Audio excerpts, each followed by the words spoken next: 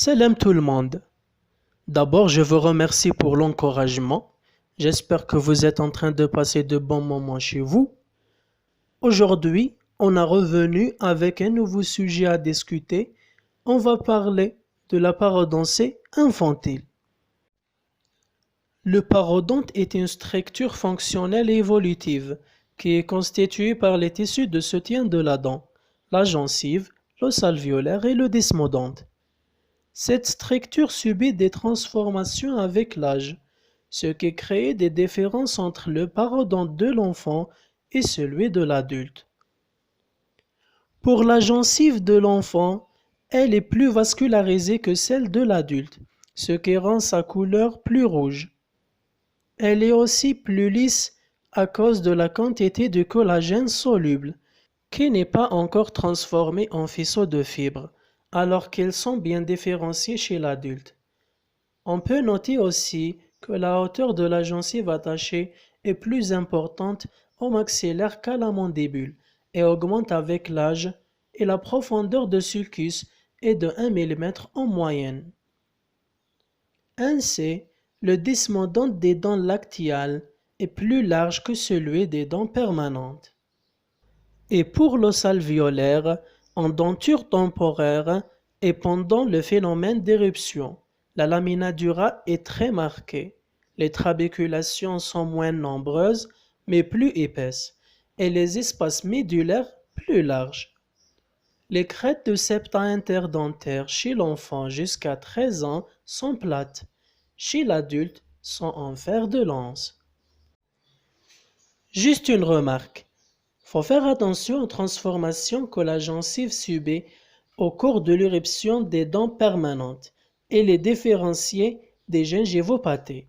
Ces transformations sont représentées essentiellement par un gonflement pré-éruptif et formation de rebord gingival au fur que la couronne pénètre au travers de la muqueuse buccale. Ce rebord gingival est légèrement plus rouge et œdémateux, mais c'est physiologique toujours.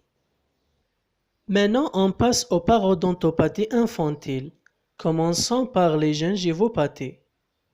La gingivite marginale chronique, dont l'étiologie principale est la plaque bactérienne, et les facteurs aggravants peuvent être une éruption dentaire, l'exfoliation des dents temporaires, le bourrage alimentaire, les appareils orthodontiques et la respiration buccale.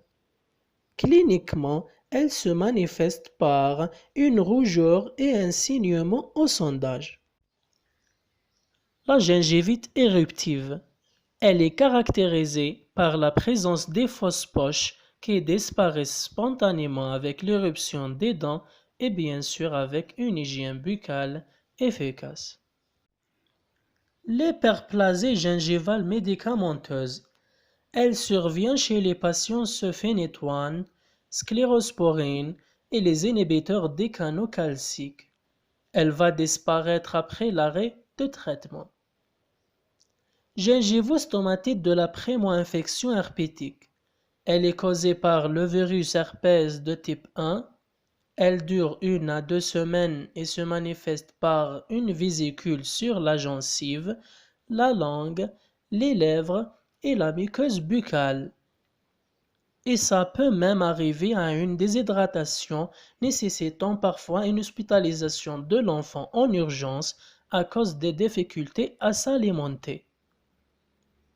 Son traitement symptomatique repose sur la prescription des antipyrétiques, des antiseptiques, des anesthésiques topiques si la douleur est intense et dans les cas sévères, on peut prescrire des antiviraux comme la cyclovir.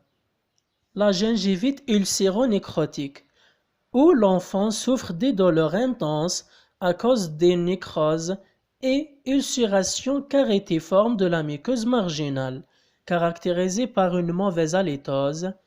Elle peut évoluer vers une parodontite ulcéro-nécrotique en absence de traitement. Son traitement est basé sur un détartrage, une prescription de bain de bouche à base de la chlorhexidine à 0,2% et à la motivation à l'hygiène bucco-dentaire.